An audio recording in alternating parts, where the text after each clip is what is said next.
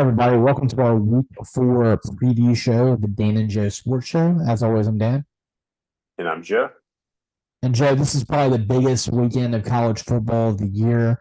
So many incredible ranked on ranked matchups. We're talking Bama and Ole Miss, Penn State and Iowa, Notre Dame and Ohio State, which is an incredible home matchup for the Irish. Colorado going to Oregon at Autzen Stadium for Dion taking on the heavily favored Oregon team. And then, of course, even when you go, you have the Pac-2 championship game between Oregon State and Washington State, Utah and UCLA. And then, of course, even when you get into the unranked matchups, you have some really fascinating ones like Florida State at Clemson with an unranked Clemson, and Auburn traveling to Kyle Field to take on A&M. Just an incredible week of college football. Can't wait.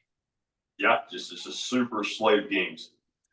All right, Joe, we want to start off by doing our locks of the week. And with all this incredible football going on, we had to go deep in the analysis on which one we're going with. And Joe, I think anyone that's listened to our show knows that I'm a sucker for underbets. I love underbets because people always want to try to get you to go into overbets because bettors feel comfortable with taking overbets because once it hits it, you win, right? Meanwhile, underbets, they're a lot more stressful because it can go the entire game and then flip on you. But I have a lot more success with underbets, and I also happen to be someone that likes defense a lot. And Joe, I found two games that really kind of fascinate me on this from an over-under perspective. And one of them is this Florida State Clemson game. Clemson's offense has been putrid this year, especially when you consider what they did when they took on Duke. They got in the red zone. They made a whole lot of mistakes, like 3 interceptions, 2 fumbles. And Florida State has shown an incredible penchant, especially when they played LSU, that you get inside the red zone or first and goal at the 1-yard line, and Florida State's tough to punch it in against. And meanwhile, we know that Clemson, even though they didn't have a great game against Duke, still hard to score on them. I mean, they had 28 points that were put up, and that was when their defense got put in bad situations. As good as Jordan Travis is, I think this is going to be a low-scoring affair. It's at 55. I think this game is probably one that'll be somewhere in the range of 21-17 Florida State. I know that Clemson looks very bad against Duke. They picked it up in the second half against Charleston Southern when they had kind of a struggle in that first half. There's going to be a lot of pride on the line for Clemson, especially playing at home, and I expect that a Dabo defense is going to be very good. And so I think that 55 is way too many points on this, and I think the under is a really solid bet on this game. I can certainly see that. I think that makes a lot of sense to have that selection. The one that I was looking at, because like you said, there's a lot of options. It feels like this weekend was so much football that's compelling. I go out west to that Pac-2 championship game, and I look at the Oregon State-Washington State matchup in Pullman. And even though Oregon State's the road team, I feel like their offense is well-equipped with a solid running game to go in to that stadium and win this game, and to win it by at least 7 to 10 points. I saw that they're only favored by 3 points against the Cougars. I think that the Beavers are going to cover on that line. Joe, that's a tough road trip for most teams going to Pullman, Washington, because it's in the middle of nowhere. I've heard like Rick Neuheisel describe it as going to Mars. And a lot of times when you have players that are from big schools, especially with bigger cities, that it's kind of a weird and puzzling road trip. Well, for Oregon State, that's not the problem because they also live on Mars.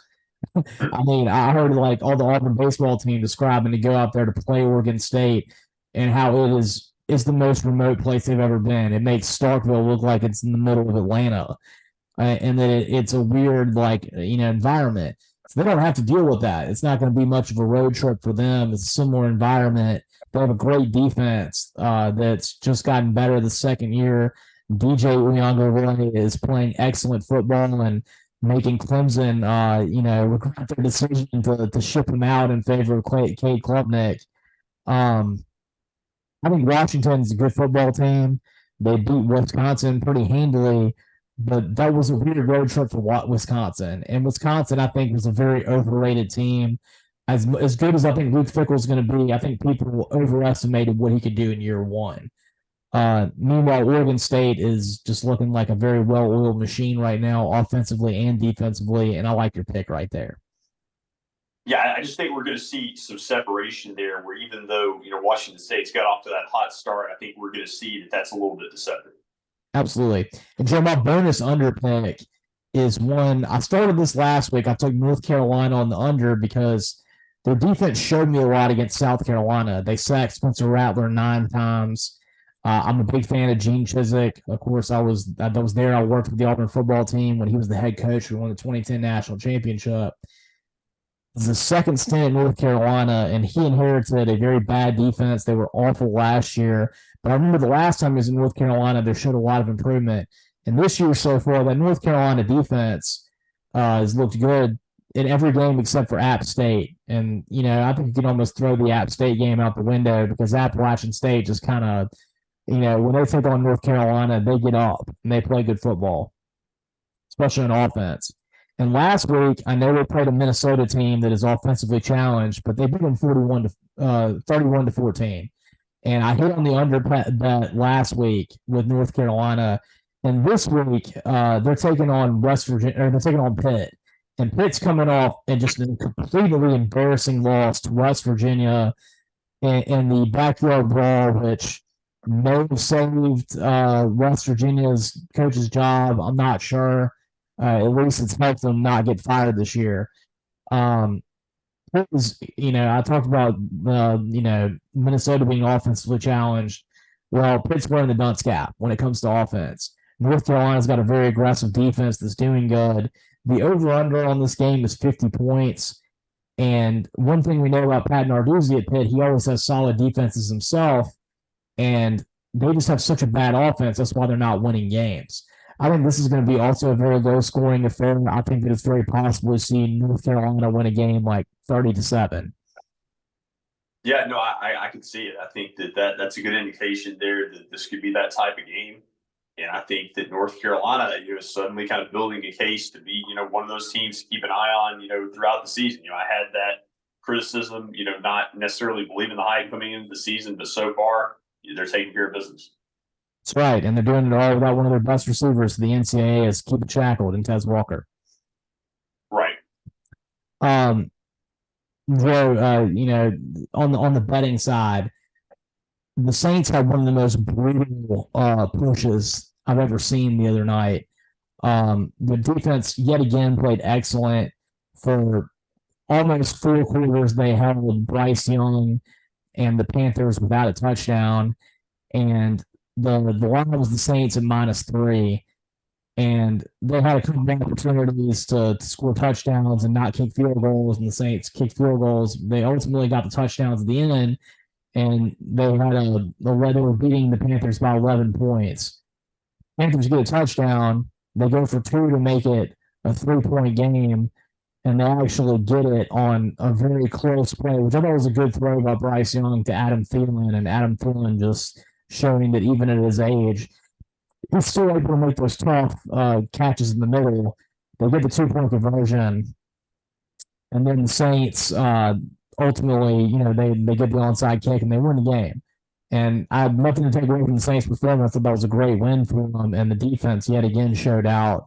And Michael Thomas, I thought, had a great game, but it was a bad beat. And Joe was the second one in the NFL that was also, I thought, a bad beat, and that was the over-under on the Patriots and Dolphins game. I thought the over was going to be a really good pick because I thought when Mac Jones and Tua taking on each other, they were going to both want to have really great games. And the Patriots were driving with a chance to score a touchdown to win the game. Well, first, actually, the Dolphins had a chance to kick a field goal to get up by, I think it would have been by 10 points at that point, and they had a penalty and couldn't get it. So that was going to give you 3 points right there.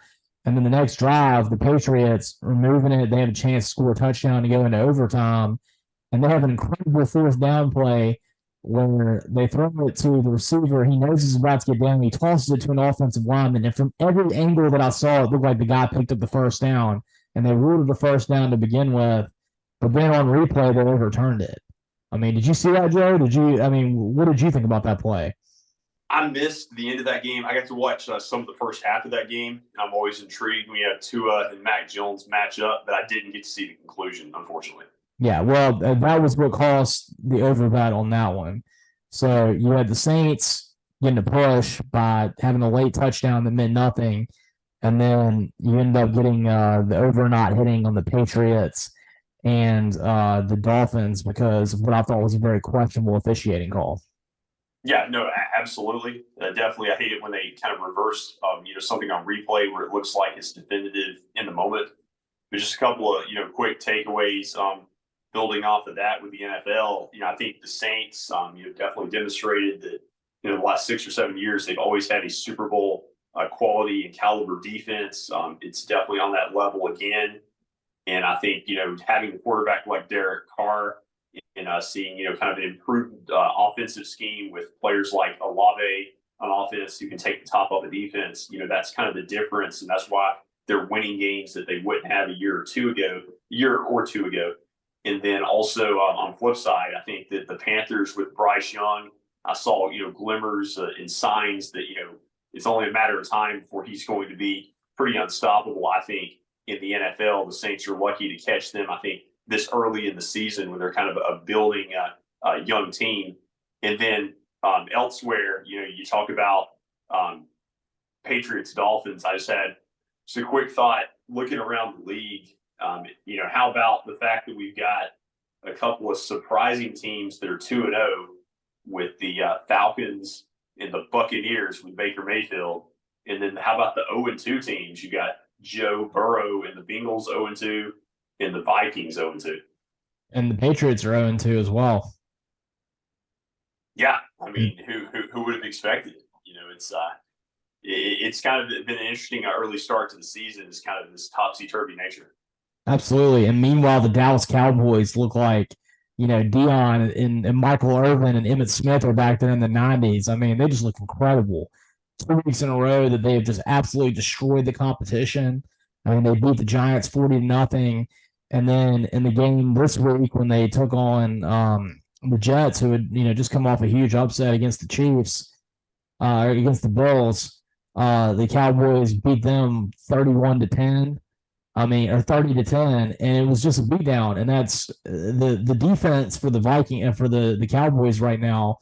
Micah Parsons to me looks like the MVP of the NFL. I mean, he's playing at an Aaron Donald level right now.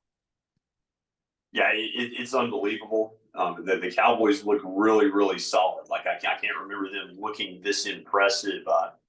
This early in the season. Like I've seen them win, games like with Tony Romo as their starter, even earlier in Prescott's tenure where they looked good, but never like the way they're doing it. No, they're like a complete team right now. And the only defense I've seen that even compares to theirs is the Saints. And, going back to that for a second, I was really happy with the way that Olave and Michael Thomas played, especially Michael Thomas, which ironically he's playing this great in a make it or break it year. Who would have thought, right? Suddenly he's great again.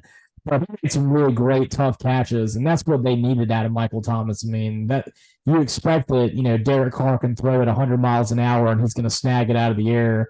And then when he has to go up against two guys, he's going to bring it down. That's what he used to do. But it's still good to get to see him doing it again. Oh, yeah. It's just great, to see him do it. He's still, just 30 years old. So it's, he's been in the league a while, but it's great to have him kind of back to himself. Right. And then meanwhile, the veterans on the Saints defense, all of them are still making plays. Marshawn Lattimore looks like the best corner in the NFL right now.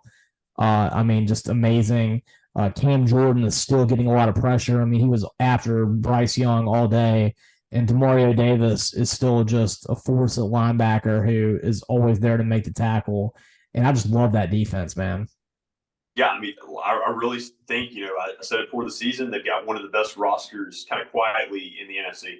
That's right. And Curtis Granderson looks like he may ultimately be their best D lineman this year. He was wreaking havoc in that game. Mm-hmm. Yep. Yeah, absolutely. All right, Joe. Speaking of wreaking havoc, um, we got two quarterbacks in a huge Pac-12 matchup, and Bo Nix and Shedeur Sanders that have both been lighting up the scoreboard. Both of them are Heisman Trophy candidates, and this is a fascinating game to me because Colorado is going to have their first. I mean, I think TCU is a tough place to play. Don't get me wrong. I think that we talk about cousin Jack who goes to school there. It's a good environment. The fans they care a lot. They get into it, but Autzen Stadium is one of the most difficult places to play in all of college football. And these Oregon fans, they care a lot. I've experienced it. I've been to an Auburn Oregon game. I think they're one of the best fan bases in college football. This is a game that I think if it was at Colorado, I would actually consider taking Colorado to win this game straight up because one thing I know about Bo Nix, I saw him for 3 years at Auburn. He's a pathetic quarterback on the road for the most part. He played excellent against LSU. That was kind of his shining moment right there. Other than that, I mean, the game that he played against Florida in the Swamp was one of the most awful displays of quarterbackmanship I've ever seen in my entire life. And so if this had been in Colorado, I would say that there's a good chance that Bo Nix chokes and they win this game. But at home, Bo Nix is a completely different animal. And Colorado's defense has just been so porous the first 3 weeks of the season. They made some plays when it mattered against TCU. And they played good against Colorado. I mean, against Nebraska, but Nebraska has a really hard offense. But I think with this game being in Autzen Stadium, I think the Bo Nix is probably going to have a field day against this Colorado defense. Yeah, Dan, that's exactly kind of how I see it. I think that Oregon wins this game very comfortably. I think that it's been a great story for Colorado. I'm rooting for Colorado to win this game. I would love to see it happen, but I kind of feel like this is where some of that magic and the dust settles just a little bit. Like I'm not saying that it's going to completely derail their season, but this is kind of the strength of the schedule. We have the gauntlet of having to play at Oregon and then USC the following week. Like this is the huge exam, and I just don't think their defense is anywhere close to being ready for it. It's kind of like the old analogy of having like duct tape or versus like a hammer and nails. I just feel like they're not going to be able to stop Oregon's offense enough. And then also on the flip side, while you've got such prolific, pass offense, if you're Colorado, got a good running game, I'm afraid that they're going to go into this type of environment and experience a lot of 3 and outs where you'll have Sanders trying to force the ball into windows where there's not really a good opening. And I could see there being some turnovers. And so with that crowd, I just don't think it bodes well for a fundamentally like a passing offense like this. Well, and I think too that Colorado showed last week that they feed off of emotion and maybe sometimes they get a little too passionate and they don't control themselves quite as well as they need to. And I think this Oregon crowd's going to get them riled up and maybe make them, overjump their skis a little bit. Yeah, I think so. And lastly, like coming off of an emotional win like last week, as dramatic as it was the way it happened, like you feel like you're kind of set up for a letdown. And then also kind of the barometer of this for them to play Colorado State that close, that concerns me going into this game too. It concerns when the Colorado State had a receiver go off the way he did. I think they had a receiver that had almost 200 yards against them. The quarterback threw for like 400 yards. And Bo Nix has improved a lot throughout his career. And I mean, even the last year that he was at Auburn, I thought he became a better, more complete quarterback, and he did better on the road. Obviously, like I said, he had that huge win against LSU. And I think that he is primed to have a good game in this. And I mean, they're trying to fight his Heisman candidacy as well, and he's going to have a lot of opportunities against a Colorado defense that already was having some issues, and now they're without their best player in Travis Hunter. And I think that the Bo Nix is going to pick on whoever the replacement is. Yeah, you said the word prime. He's primed to have the big game against Primetime. Absolutely, that's right. And Joe, speaking of Primetime, the best game of the weekend, Ole Miss and Alabama is exciting, but from a national standpoint, and really, I mean, even to my own interest, Ohio State making the trip to Notre Dame is just a beautiful helmet game. I mean, it's been a long time I don't remember the last time I saw an Ohio State Notre Dame game. I think we might have seen one in a bowl game back when. Fiesta Bowl about 6 or 7 years ago. Right, yeah. It's been a while. And Notre Dame has looked excellent this year. I mean, they've been so much better than I possibly could have imagined. They haven't been pushed by anybody. Sam Hartman is throwing, I think he's like almost 90% passer right now. It's incredible. And I mean, I'm a huge Sam Hartman fan. I've been a fan of his for the last 3 years of what he did at Wake Forest. When Notre Dame got him, I instantly thought in my mind, Notre Dame's a playoff contender because you have Sam Hartman. I think he's a day one starter in the NFL. I hope somebody like the Saints goes out and gets him because he's that good. This is fascinating to me because while Ohio State has a huge advantage when you talk about the skill position players with, Ubikwe and, of course, Marvin Harrison Jr., I think at running back, even though Ohio State has some really excellent players, Estime is looking like the best running back in America right now. And, hey, we talked about it with Arkansas, right? You get a lot of hype, and a lot of people believe in you if you have the best quarterback-running back combo. And right now, I think Notre Dame has the best quarterback-running back combo in all of college football, in Estime and Sam Hartman.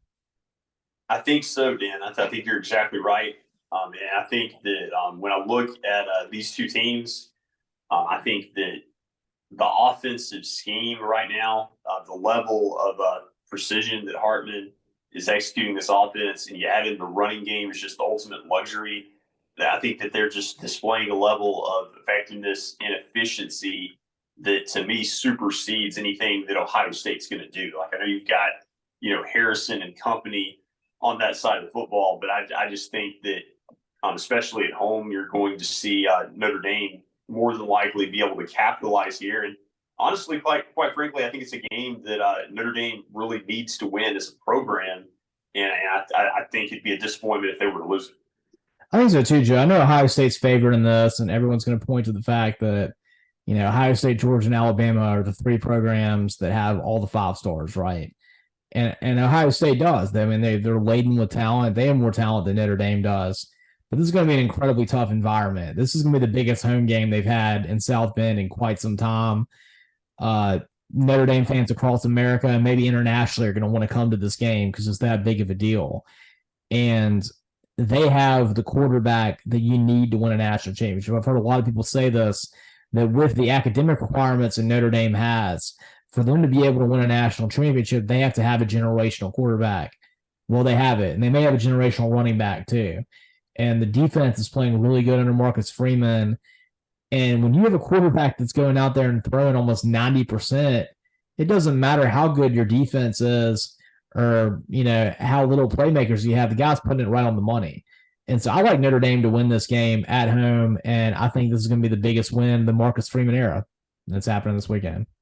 Yeah, it certainly would be. And, yeah, I think I'm right there with you. I feel like something about this season feels different for Notre Dame where, they've got as good a chance as they've ever had, to me, in the last, 25 years to win a national title.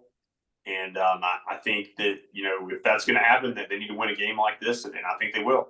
I think so, too. I think right now I like Notre Dame to be a playoff team, and I think that this is the best chance they have to win a game in the playoffs. So right now, I think that I would favor them in a 2-3 game. I think they would win. Yeah, if it doesn't happen this year, I just don't know if it's going to happen. Oh, I agree. I don't know if it's ever going to happen. Joe, staying in that part of the country, Penn State's got their whiteout game with Iowa coming to Happy Valley to come. I've been to a whiteout game. Incredible atmosphere. One of the greatest atmospheres in college football. I don't know why they're doing it for Iowa. It must be a little bit of a weak home slate this year for Penn State. Iowa, yet again, great defense. They're undefeated.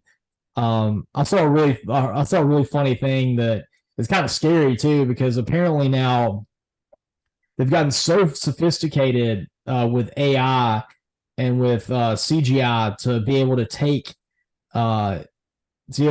famous figures and make it look like they're saying things that they're actually not, and even mimicking their voice. And Brian Ferentz, who is, of course, the embattled offensive coordinator for Iowa, apparently he's got it in his contract this year because Kirk Ferentz's dad hasn't wanted to fire him that he has to reach 325 points by the end of the season in order to keep his job. And I think that averages something out to like 26 points a game, but that can include special teams touchdowns and defensive touchdowns. And apparently last week they played a nobody team like Western Michigan or something, and they scored 41 points. And someone made a video that made it look like him and the way he was talking. And he basically said, I got 41 points, so y'all can shove it up your, and it wasn't even him saying it. It sounds exactly like him. I mean, it's crazy. So a lot of people started playing it and acting like, oh, look what Brian Ferentz said. He's so excited about 41 points. And of course, he never said that. Yeah, no, that is terrifying. That could give people the ability to misuse, quotes going forward. Yeah, really scary stuff there. But, at the end of the day with this game, for the offensive woes that we think about with Iowa, I definitely think that Penn State's going to win this game, and I think they'll win it pretty comfortably. Yeah, Joe, this is interesting. They got Penn State by 15 points in this game. That's a high line to me. I think they do win this game by multiple scores. I've been really impressed with Penn State this year. And I think this may be their best chance to make the college football playoff they've had in a while. It's probably the number 2 team in the Big Ten. I think this is a chance they have to, be better than Ohio State this year. Drew Aller looks like the real deal, really solid young running back, young quarterback. They still have, both the really good running backs in Katron Allen and Singleton.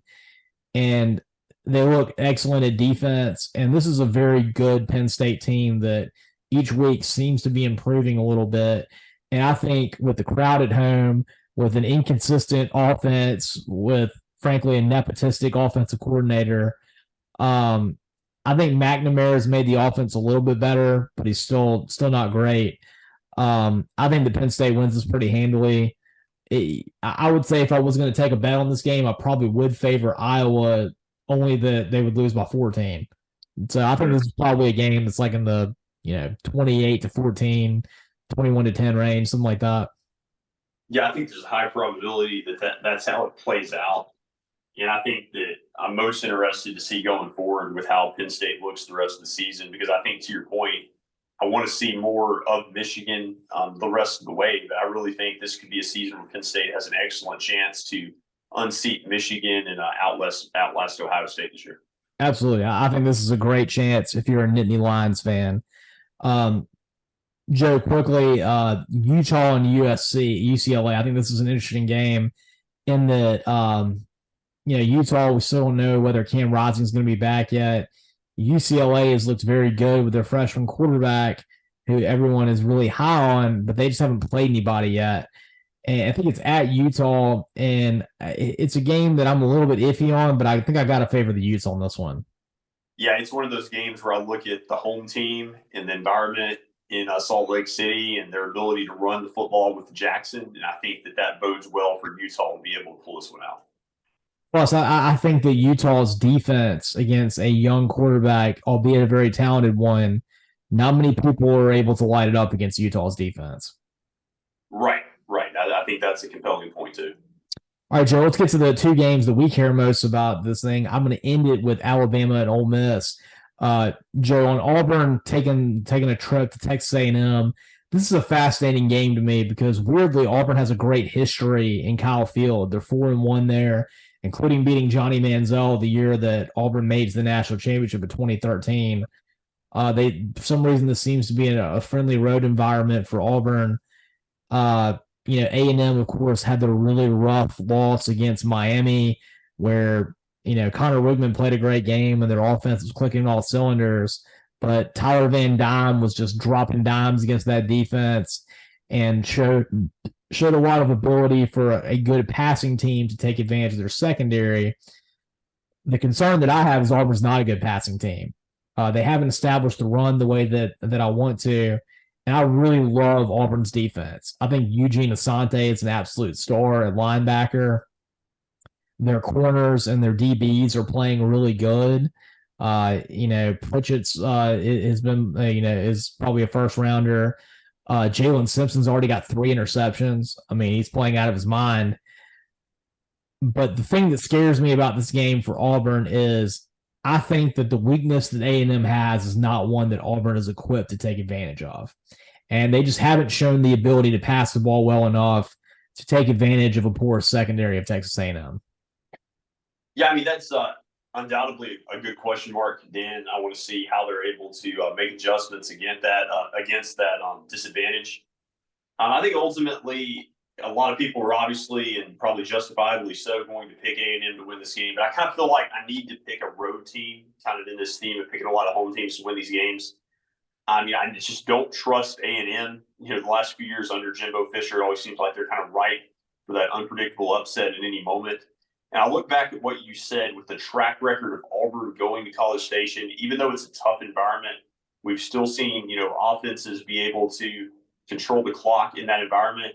And we've also similarly seen Hugh Freeze have a lot of success there as a coach. I don't think he's ever lost in College Station. He's always looked pretty good there.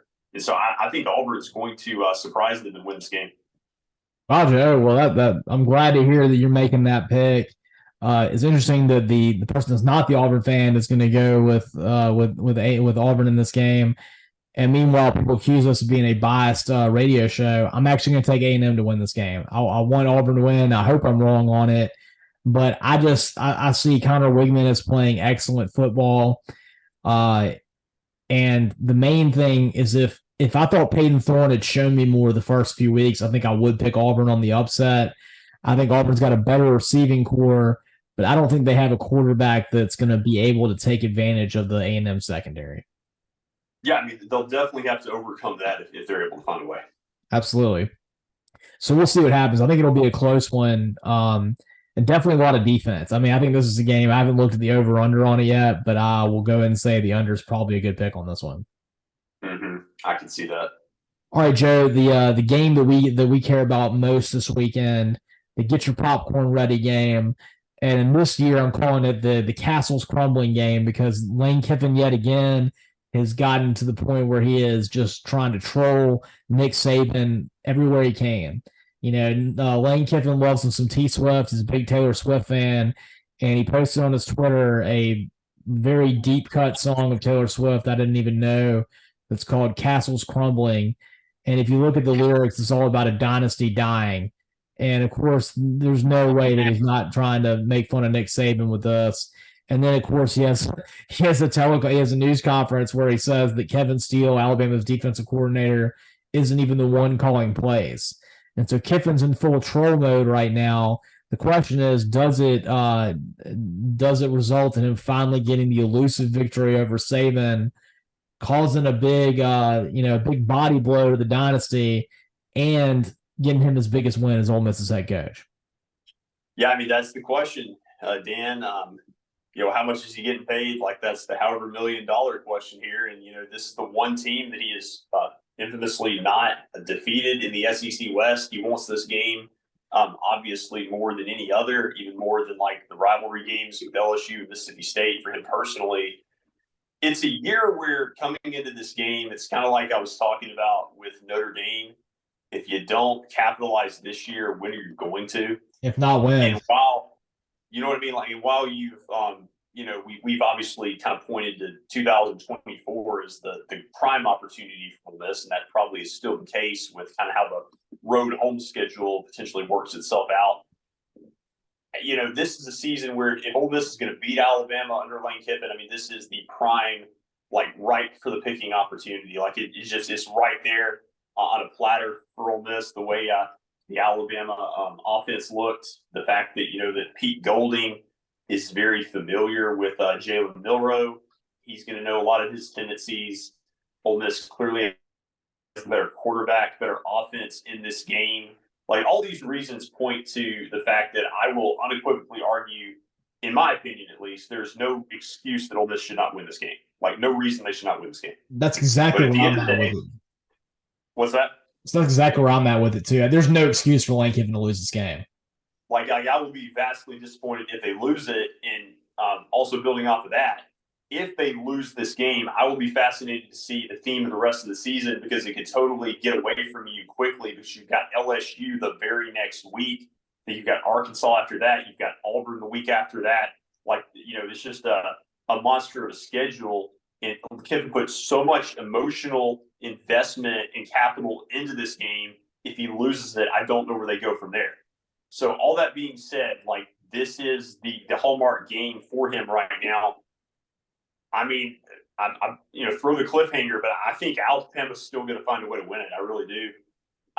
The more I've thought about this game, for all the reasons Ole Miss should win, I can also make a compelling case they should lose. I mean, I'm still, I've been on the record on this show very concerned about the running game. I was looking at the stats with the fact, that Jackson Dart is leading Ole Miss in rushing this year. I think that's always a bad sign when you have a quarterback who throws the ball a lot, leading your team in rushing yards. You've had some receivers banged up for Ole Miss, like Trey Harris. You're finally getting a couple of the tight ends healthy, like Priest Horn, who has not played a game yet. The Memphis transfers. He's going to make his Ole Miss debut against Alabama. I just don't know if that's a great recipe. And then I think Milroe is going to come back and be highly motivated. And I think that even though you're going to have Golding knowing a lot of his tendencies, I still think this is a game where Ole Miss is going to be right there, but Milroe's going to frustrate us with a lot of plays with his feet. And I think that we'll probably also see, Dan, a lot of situations where Lane Kiffin's going to once again roll the dice, go for it on some fourth downs, probably leave some points on the field, and we walk out of there in frustration. Yeah, Joe, I've been very torn on what I think is going to happen in this game. I think that Pete Golding is the X factor, though. I've thought about all these things we talked about. I mean, Kiffin always seems to blow this game. You think about the get your popcorn ready when Alabama seemed like they were kind of low down in the dumps and Ole Miss was playing excellent football. I think that was when Alabama was coming off a loss to LSU at that point. And, it just – he seems to struggle a lot against Alabama. And last year he had him dead to rights and his play calling seemed to just blow up when he, inexplicably. I think that Pete Golding is the thing, though. He is very familiar with Milroe. Alabama's offense is struggling a lot. And I think that this is the reason that he hired Pete Golding. Not only is he a good defensive coordinator, but I think that Kiffin wants this game so bad that he wanted to get an inside person. And where do you think that he get this information about Kevin Steele not calling Alabama's defense? He got it because Pete Golding knows people there. That's what it is. So I think that right now you're looking at a game. I don't know that I've ever thought this. Ole Miss is the better quarterback. Jackson Dart's vastly superior to Milroe, Buckner, or Simpson. They have the best running back in Judkins. They have better wide receivers than Alabama. The only thing they don't have is their defense is not as good. And I think the defense has improved a lot. But I think that's, offset a little bit by what Golding has. And let me say this, Joe. If Kiffin doesn't win this time against Nick Saban, he won't ever, because Saban's not going to be around for that much longer. This is his best chance. And if you want to take this is the chance where, Ivan Drago's bleeding right now. The Russian bleeds. You got to take him out right now. And if he doesn't do it, then this is a huge failure for Lane Kiffin. Oh, it is because, wouldn't you agree that this feels like the closest we felt to Ole Miss in 2015 with Chad Kelly going over there, where you kind of feel like there's a great chance? Absolutely. I think this is a great opportunity, and we'll see what happens. Catch all of our episodes on Spotify, and of course, subscribe to us on YouTube. Watch them live and in color. And as always, I'm Dan. And I'm Joe.